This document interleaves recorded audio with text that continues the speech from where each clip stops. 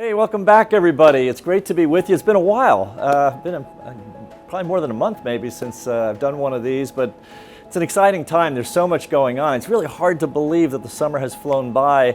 Don't want to create any kind of rush for you, but it's amazing to think just in a couple of weeks our first students will be returning back to campus, and maybe just another week or so after that we'll have all of our new students returning, and we are looking to welcome I think an all-time record. I think right now we have over 500 new students coming to Belmont Abbey in the fall, and I've met a lot of them and they're just tremendous, incredibly talented individuals, and I think they're just going to add so much to the Abbey and to our community here, so looking forward to welcoming them.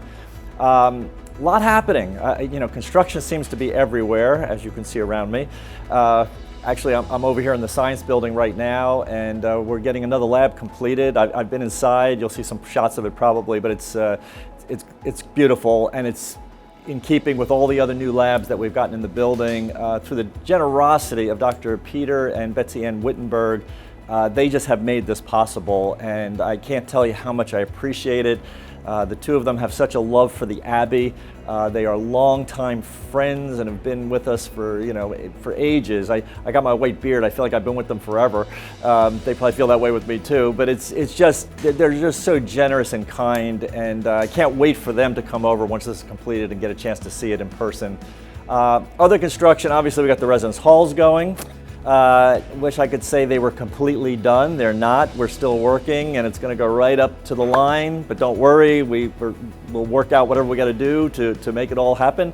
But they look beautiful. I mean, they really are just gorgeous buildings. But again, we had some delays early on. The construction company had to deal with pipes they didn't know about, and we've had some issues with Duke Electric and getting transformers and all these other kinds of things going that have just slowed it down a little bit. So I believe one of them for sure will be okay. It'll be again right up to the line. The other might be a little delayed, but we have contingency plans for that as well. So we'll have it worked out, and you'll hear more about that, I'm sure, from Dr. McAllister and those in residence life. Other construction, you'll see when you get back to campus, we have a couple of new security gates. We put those in just, again, out of more, I guess, caution and just saying, look, we live in a world today where it's good to have some security. And so we have these gates. It's going to take us all a while, I think, to adjust to it. We're not used to having that kind of thing here at the Abbey. And we'll deal with it as it comes, but be prepared. There are a couple of gates, one as you come in, and then there's two. And really it's, I think, for the most part, really protecting the residential side of campus the most, so that people just can't drive around wherever they want, just driving off the highway or something. But again, it's been a great work, and Alan Mark and Andy Leonard have just done a great job in putting it together and getting it in place. And besides the science, the residence halls, the security, we have the athletic complex or field going in. I've been waiting 20 years for this to happen, and I think we're really close. We just need the approval of the Monastic Community for the final okay on the visuals and so forth, which I'm hopeful that there's no reason why I don't think we're going to get that. If we get that, I think that's on August 10th, the community may be meeting, and what we would do then is sign the contract, and the company is ready to go. They're going to start construction maybe as early as August 15th, or certainly by the end of August. Our hope, there's a possibility the whole thing could be done in the fall semester. I think more realistically, because of weather and other kinds of things, what we hope for is that by January, the artificial turf field will be completely done.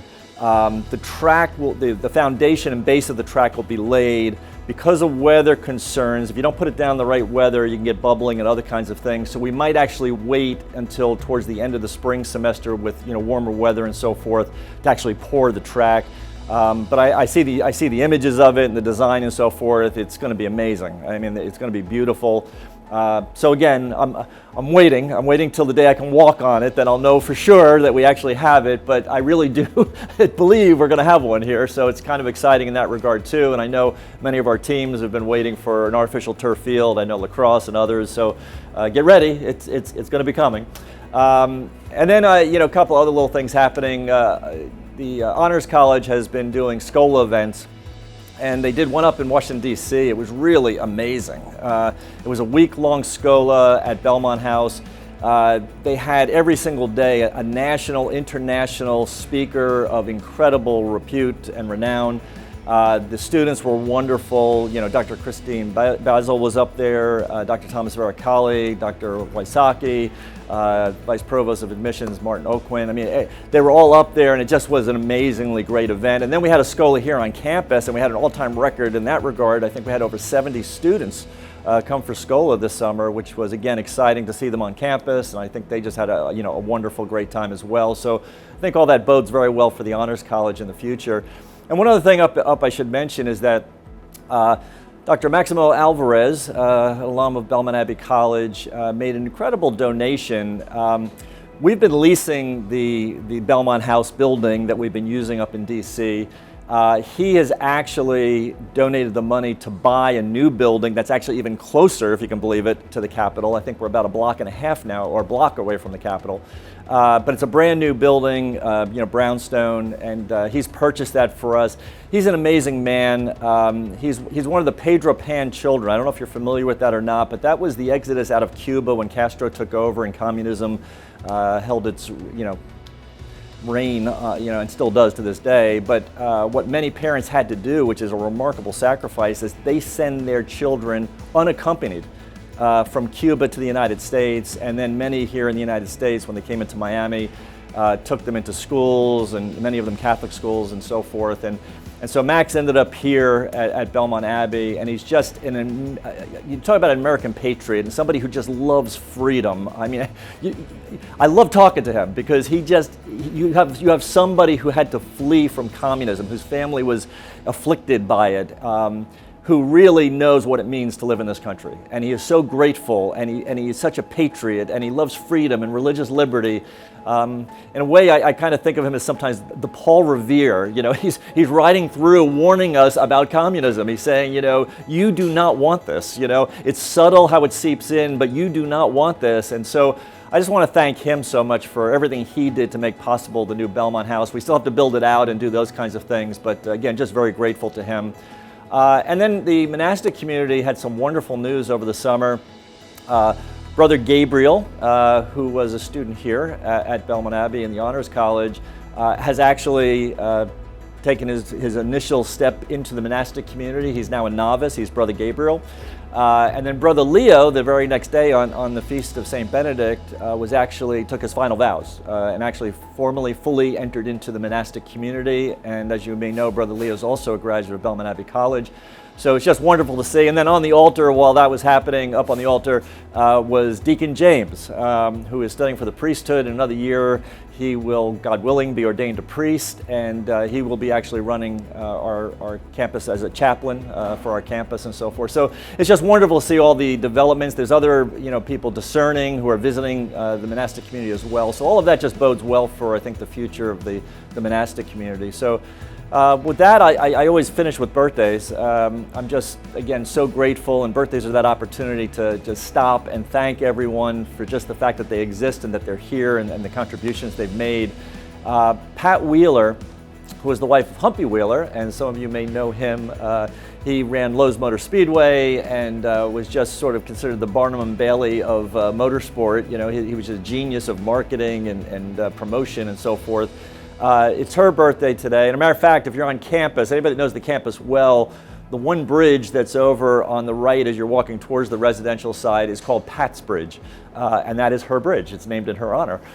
So we wish her just a happy birthday. She's an alumnae of the college, and she's just, again, a wonderful, wonderful good person, and we just wish her a happy birthday. And we have so many birthdays because I've missed several weeks now.